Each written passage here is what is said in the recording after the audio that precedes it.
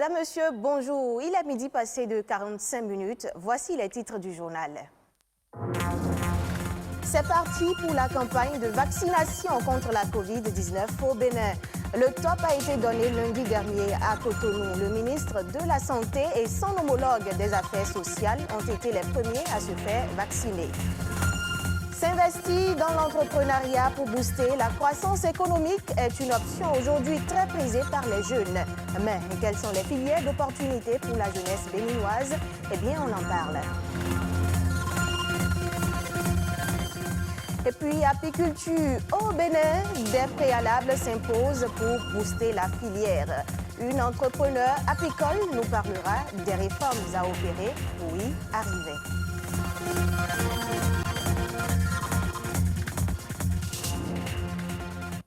Bienvenue dans ce journal. La campagne de vaccination contre la Covid-19 a été lancée au Bénin lundi 29 mars dernier, comme décidé par le gouvernement.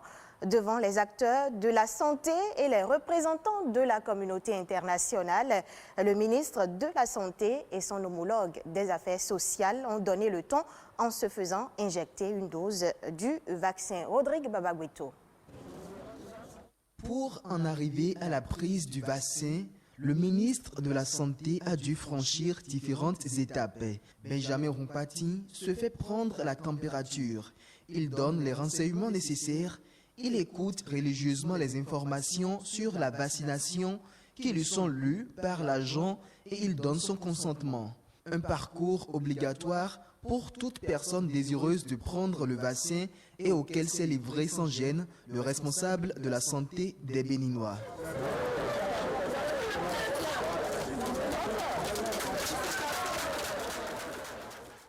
Il est désormais vacciné, protégé de la Covid-19 et protecteur de son entourage. C'est une petite piqûre de moustique comme pour toutes les ingestions. Dans les secondes qui ont suivi, je n'ai rien senti de particulier et j'ai pu me reposer pendant 15 minutes là maintenant et je me sens très bien. L'injection des premières doses du vaccin anti-Covid-19 marque le lancement de la campagne de vaccination qui s'étendra sur plusieurs mois. Le Bénin a pris toutes les précautions nécessaires pour l'importation de vaccins de qualité. Vous savez, de par le monde, la protection vaccinale a été l'arme majeure que l'humanité a toujours utilisée contre les grandes pandémies. Et donc le fait de l'avoir cette fois-ci aussi rapidement, un événement qui est doublement heureux. Parce que, en d'autres termes, à une autre époque, peut-être on aurait dû attendre 3-4 ans avant d'avoir des vaccins sûrs et efficaces. Maintenant, je pense que le dispositif qui est mis en place ici sera pareil partout. Si la campagne a été retardée depuis l'acquisition des vaccins, c'est d'après le ministre de la Santé, juste le temps d'avoir quelques avis scientifiques révélés concluants quant à l'innocuité du vaccin. Pourtant, des effets secondaires sont toujours présents. Il n'en demeure pas moins vrai que la vaccination pourrait exposer à quelques effets secondaires ou bien ce que nous appelons des manifestations adverses post-immunisation. Et par rapport à ça, toutes les dispositions ont été prises au niveau des hôpitaux qui nous accompagnent pour que si éventuellement on envisage ce genre de situation, on puisse les prendre en charge. Les doses du vaccin seront prioritairement administrées dans les départements les plus touchés par la pandémie, aux personnes à risque, à savoir le personnel de santé, les personnes de plus de 60 ans et les personnes vivant avec des comorbidités comme le diabète, la drépanocytose, l'hypertension artérielle et autres maladies cardiovasculaires. Et on ne sait pas qui sera malade demain ou après-demain.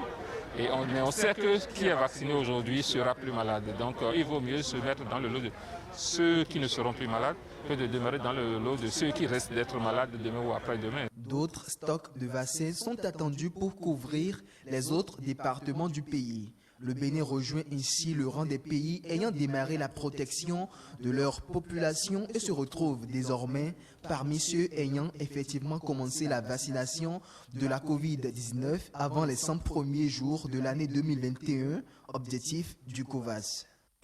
À l'instant donc, un reportage de Rodrigue Babagüeto présenté par Josué Daniel Sosa. S'investir dans l'entrepreneuriat pour booster la croissance économique est une option aujourd'hui très prisée par de nombreux jeunes en fin de formation. Ils s'orientent vers ce secteur sans trop savoir ce à quoi s'attendre. Quelles sont les filières d'opportunités qui s'offrent à ces jeunes? La réponse dans ce reportage de Patrick Adjaboudjou. Des jeunes diplômés sortis des universités, le Bénin en compte par vagues de milliers chaque année.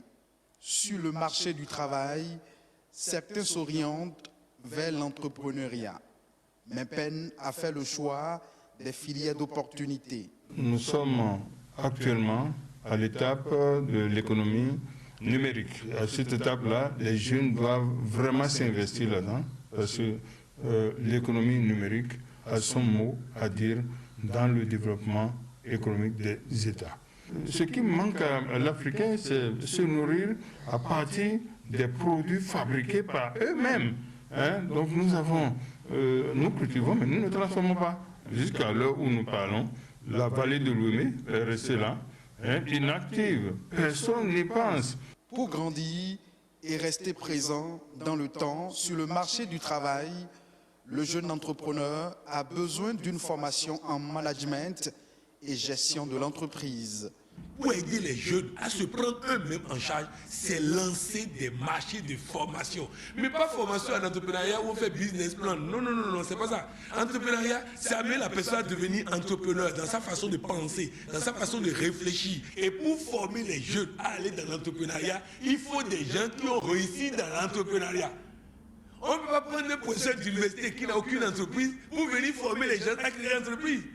Pour ceux d'entre les jeunes qui optent pour l'entrepreneuriat, certains bénéficient d'un accompagnement financier, mais utilisent souvent ces fonds à d'autres fins. Quand même, on les accompagne pour dire voilà, nous vous mettons à disposition des fonds pour le projet que vous avez monté. Il faut que ces fonds soient utilisés exclusivement pour le projet et que les rubriques qui sont inscrites au niveau du projet soient respectées à la lettre. Avoir une vision, se donner les moyens et se prendre au sérieux, des qualités parmi tant d'autres pour réussir en entreprise. Dans ce Cotonou, j'ai fait J'ai l'honneur, j'ai fait Fonds de solidarité nationale pour l'emploi, j'ai fait programme campus, j'ai fait tout ça. Mais c'est à programme campus que quelqu'un m'a insulté. Je lui ai dit les clients sont prêts, si vous me donnez le financement, les clients sont là. Et il m'a répondu, si les clients sont là, ils n'ont qu'à commander, tu prends la commande pour acheter les machines. Il pensait me contenter avec ça, j'ai appliqué ce qu'il a dit et j'ai démarré l'entreprise sans financement. C'est au Bénin ici qu'on a inventé l'entreprise sans financement. Aujourd'hui, dans beaucoup de pays, c'est utilisé. Je voudrais dire à tous les jeunes qui m'écoutent, je suis jeune. Toi aussi, tu peux réussir. Mais il faut que tu arrêtes les pertes de temps dans WhatsApp, dans des messages qui n'ont pas de sens. Non, il faut te prendre au sérieux dès maintenant. Il faut se donner les moyens de réussir. Le défi est considérable et il ne fait nul doute que les jeunes ont des capacités et une volonté pour entreprendre. Chaque génération est le produit de son époque et il serait bénéfique d'inciter les jeunes vers l'entrepreneuriat afin qu'ils puissent participer à la croissance économique. Puisqu'on parle entrepreneuriat, restons-y dans le monde des entreprises agricoles. Eh bien, la filière apicole au Bénin connaîtra de beaux jours. Mais avant, il y a des préalables. La production de miel évaluée à environ 100 tonnes est loin de combler les attentes en termes de quantité exportable. Il est donc urgent d'inciter les différents acteurs à participer et porter la filière apicole plus loin. Carole Tawema, entrepreneur apicole, insiste sur les réformes à opérer. Il y a la structuration nécessaire de la filière. Il est nécessaire de créer une interprofession des acteurs de la filière apicole. Il existe une plateforme des acteurs de la filière apicole. Mais cette plateforme, je pense, nécessite une identification en fait par métier. Déjà un recensement, c'est essentiel, il nous faut des données. Si on n'a pas de données, si on n'a pas de statistiques, on ne peut rien faire. On ne peut pas avancer, on ne peut pas savoir dans quel secteur a besoin de quoi. Donc il nous faut ces données, dans un premier temps, recenser tous les apiculteurs sur le territoire béninois, afin d'identifier les potentialités pour le miel du Bénin, et aussi la diversification possible des produits, parce qu'un apiculteur, peut-être dans une zone où il ne récolte pas suffisamment de miel, mais peut-être que les abeilles ou les ruches, la fabrication de ruches et l'élevage des abeilles sont aussi une source de revenus. Il y a des acteurs qui le font déjà, mais peut-être qui a tout intérêt à les faire connaître de façon à ce qu'ils apprennent à d'autres acteurs et ainsi de suite. La structuration a pour but d'identifier pour ensuite déployer. Et cette structuration n'existe pas en fait aujourd'hui. Il est essentiel de la mettre en place. Ensuite, ça s'accompagne nécessairement avec le développement de la production de filières bio. Quand je dis bio, attention, ce n'est pas nécessairement la certification, c'est dans tous les cas l'identification ou la garantie de l'absence de pesticides de synthèse ou d'engrais de synthèse dans un produit. En général, il faut des acteurs qui regroupent et qui ça facilite le travail des apiculteurs, parce qu'il faut avoir bien conscience que quelqu'un qui travaille à la terre n'a pas forcément le temps ou l'énergie de commercialiser. Il a besoin de partenaires qui vont lui permettre de commercialiser tout en respectant un revenu suffisamment important. Parce que c'est en général là que les apiculteurs perdent en revenu, c'est qu'il y a tellement d'intermédiaires que celui qui est à l'origine en fait ne gagne rien. Donc un intermédiaire qui regroupe, mais avec cette notion de rémunération juste de l'apiculteur. Il regroupe et ensuite il met sur le marché. Donc en général, une bonne filière nécessite 3 acteurs grand maximum. Il faut 3 acteurs grand maximum pour que chacun y gagne suffisamment. Madame, Monsieur, hors de nos frontières, le Maroc a annoncé lundi dernier la suspension des liaisons aériennes régulières avec la France et l'Espagne. Cette décision, qui a pris effet depuis hier 30 mars à minuit, s'inscrit dans le cadre des mesures préventives prises contre la propagation de la pandémie de la Covid-19.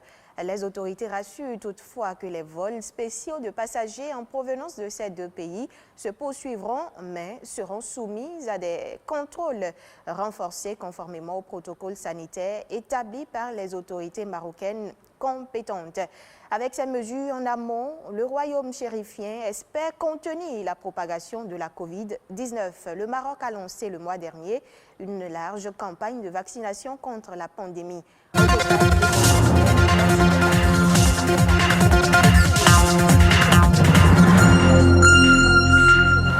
Ravi de vous retrouver, Madame, Monsieur, bonjour. Les titres du journal. À présent, d'autres informations, toujours hors de nos frontières. Eco Inter est présenté aujourd'hui par Nadège Omonladé-Sani.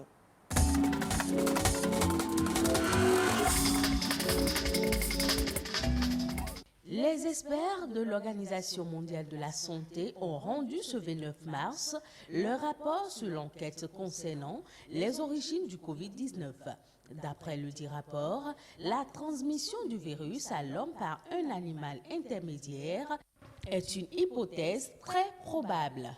Concernant la théorie de la fuite du virus d'un laboratoire, les experts jugent cela extrêmement improbable. Les spécialistes qui se sont rendus en Chine privilégient l'hypothèse de la transmission naturelle du virus d'un animal réservoir, probablement la chauve-souris, à l'homme par l'intermédiaire d'un autre animal encore non identifié à ce jour.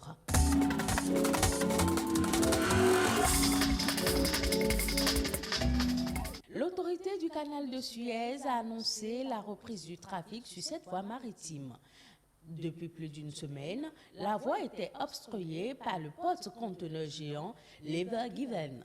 Le canal de Suez, c'est environ 10% du commerce maritime international.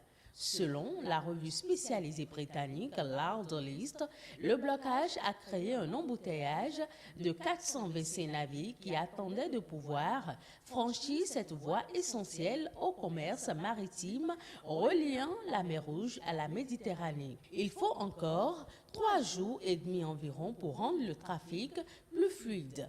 Chaque jour d'immobilisation coûte 5 à 8 milliards d'euros, soit environ 6 000 milliards de francs CFA.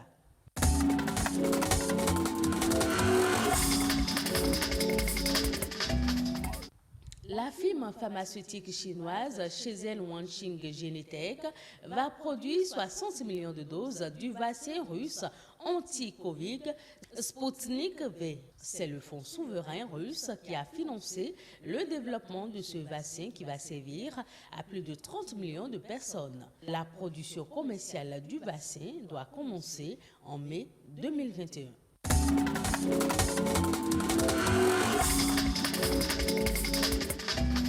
L'Arabie saoudite souhaite planter 10 milliards d'arbres en 10 ans. Avec l'initiative dénommée Saoudienne Verte, le pays prévoit de réduire les émissions de CO2 en faisant passer à 50% la part des énergies renouvelables dans sa consommation énergétique d'ici 2030.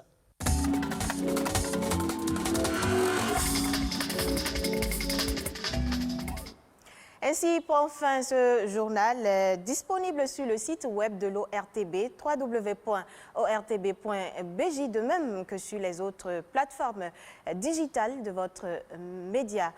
Merci pour votre fidélité renouvelée à nos programmes.